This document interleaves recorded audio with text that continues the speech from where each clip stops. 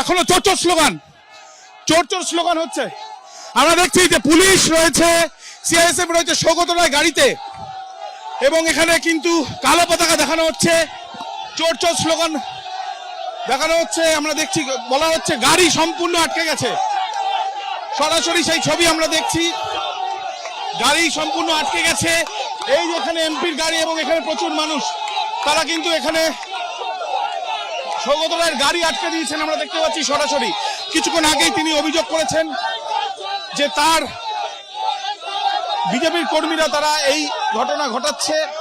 Police এসছে, আমরা দেখছি যে পুলিশ যারা বিক্ষোভ করছে তাদেরকে এখান থেকে সরিয়ে দেওয়ার চেষ্টা চালাচ্ছে। চুরি করে নিচ্ছে সব, এই দমদমকে শেষ করেছে একমাত্র এই লোকটা। আপনারা কোন দলের তরফ থেকে? কোনো দল না, আমরা জনসাধারণ, আমরা আমরা জনসাধারণ। ইনি আমাদের দমদমকে শেষ করেছে, এই লোকটা, এই চরিত্রহীন, এই চরিত্রহীন,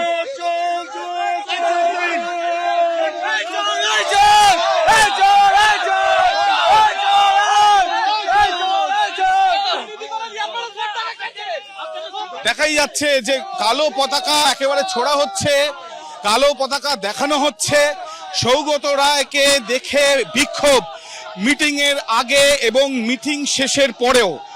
আমরা কথা বলেছিলাম অরিজিৎ বক্সির সঙ্গে, দমদমের বিধায়কের সঙ্গে, তিনি স্পষ্টত বলেছেন মানুষের এটা ক্ষোভ। যারা বিক্ষোভ করছেন তারা কিন্তু জানাচ্ছেন যে তারা এখানে বিক্ষোভ করছে, বিক্রি করেছে, লাখ লাখ টাকা নিয়ে চাকরি বিক্রি করেছে। এয়ারপোর্টে ইন্ডিগো থেকে নেয়, এয়ারপোর্টে যে সংস্থা আছে সবাইকে টাকা টাকা নিয়ে আপনার চাকরি বিক্রি করে। আপনারা কোন দলের তরফ থেকে? আমরা কোন দলের তরফ থেকে নেই, আমরা এয়ারপোর্টে চাকরি করি। চোর চোর চোরটা সব দমদমের সবচেয়ে বেশি ধ্বংস করেছে সৌগত রায়, চোর, একদম চোর। জেডিআর বেচে সময় কত টাকা খেয়েছে সৌগত রায়, জিজ্ঞাসা করুন।